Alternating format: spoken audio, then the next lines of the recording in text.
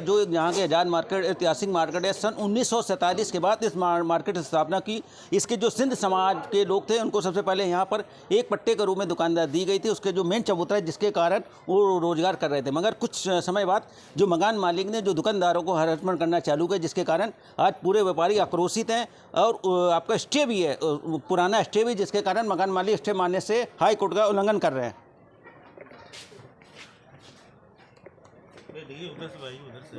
उधर से कौन व्यापारी? अरे भैया हाँ, एक बोलना नहीं। नमस्कार, ये बताइए जो अभी जानकारी मिली है, आप लोग लमसम 50 साल के ऊपर हो गए यहाँ पर कारोबार करते हुए, और इसकी स्थापना 1947 बाद, क्योंकि आज़ाद मार्केट का नाम ही इसी कारण आज़ाद मार्केट है। ये कब से व्यापार करो, प्रमुख समस्या क्या है जिसके कारण आप लोगों ने दुकान बंद की?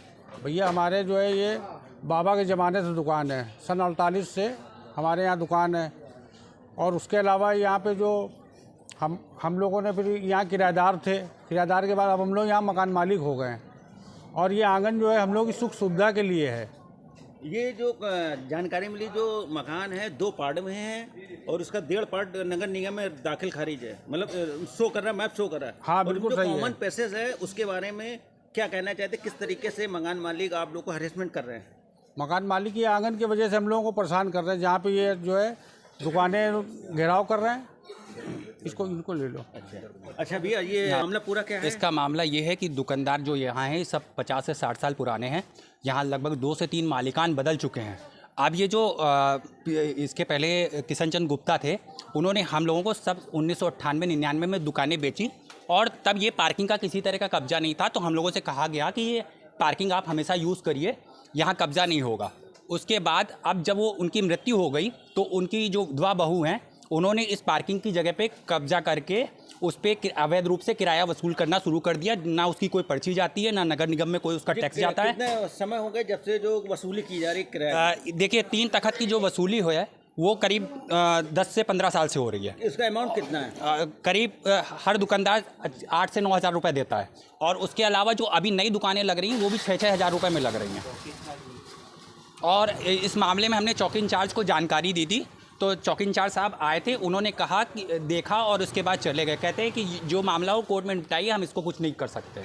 अभी मुझे जानकारी मिली इस मकान में कई वर्ष पहले स्टे भी हुआ था, उसका क्या मामला है? देखिए, इसमें मुकदमे चलते रहे हैं, ठीक है। हर बार क्या कहते हैं दुकानदार जीते, दुकानदारों का समझौता भी इसमें 1978 का समझौता एक लगा हुआ है, जिसके बाद जो समझौता नामा है कोर्ट द्वारा है कि आपसी व्यापारी समझौता है? व्यापारिक समझौता कोर्ट की रजामंदी से है। वो समझौता नामा पुराने दस्तावेज होने की वजह से निकल नहीं पा रहा है। अगर आप कोशिश करेंगे तो वो कोर्ट से निकल भी आएगा।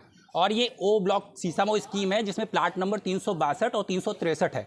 उस स्कीम के तहत ये दिया गया था, और जब मार्केट का निर्माण किया गया है तो ये आंगन सुविधा के रूप में दिया गया था। इसमें किसी तरह का जो कानपुर इम्प्रूवमेंट ट्रस्ट है उससे दिया गया था कि ये आंगन डेवलप होगा तो मार्केट डेवलप होगी, जिससे दुकानदारों को सारी सुविधा रहे। तो ये सुविधा खत्म कर दी जा रही है। हम लोगों की व्यापार रोजगार सब में क्षति हो रही है।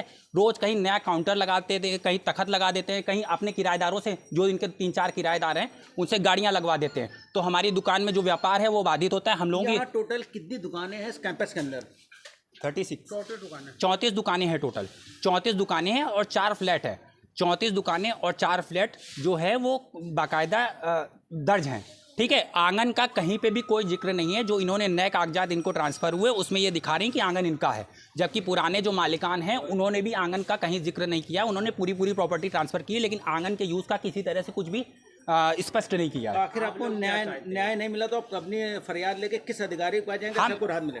इसके लिए मुख्यमंत्री हॉटलाइन पे भी बात की गई है, मुख्यमंत्री नंबर पे भी कंप्लेन किया गया है, और यहाँ लोकल थानों में भी संपर्क किया गया है। और जहाँ न्याय संगत जो कार्य होगा वो किया जाएगा। किसी तरह की अवैध गतिविधि नहीं होगी। और हम चाहते हैं कि मीडिया और अपने दोस्तों और सहयोगियों के माध्यम से कि व्यापारियों की आवाज़ उठाई जाए। व्यापारी बहुत पीड़ित हैं। अगर इसी तरह का माहौल चलता रहा, उनकी रोजी रोटी बंद हो गई, तो वो SSP ऑफिस या बड़े अधिकारियों के ऑफिस जाएंगे और वहीं पे कितने दुकानदार हैं यहाँ धरना देंगे।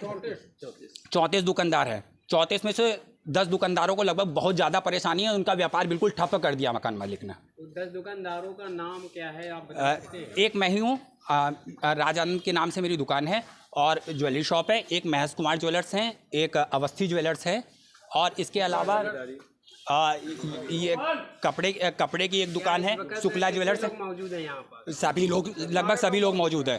सभी लोग दुकान बंद करते सभी लोगों ने आज दुकान सहमति से बंद कर रखी है। आपकी राय क्या है? हम लोग चाहते हैं कि ये किसी तरह से ये अवैध कब्जे हट जाएं और हम लोग अपना व्यापार करें। हमें मकान मालिक से कोई झगड़ा नहीं है, हम आज भी बहुत मति से रहते आए हैं, हमेशा उनको सम्मान दिया है। लेकिन अब वो रोज़ रोज़ महिला होने का एक तो फ़ायदा उठा रही हैं, क्योंकि हम लोग महिलाओं से लड़ भी नहीं सकते, बोल भी नहीं सकते। चौकी इंचार्ज को सूचना दिया था? हाँ, चौकी इंचार्ज को इस बात की सूचना दिया गई। था आपने? चौकी इंचार्ज यहाँ पे खुद आए थे। क्या आश्वासन दिया था? उन्होंने आश्वासन दिया कि 2-3 दिन आप रुक जाइए और फिर वो 2-3 दिन का बोल के गए।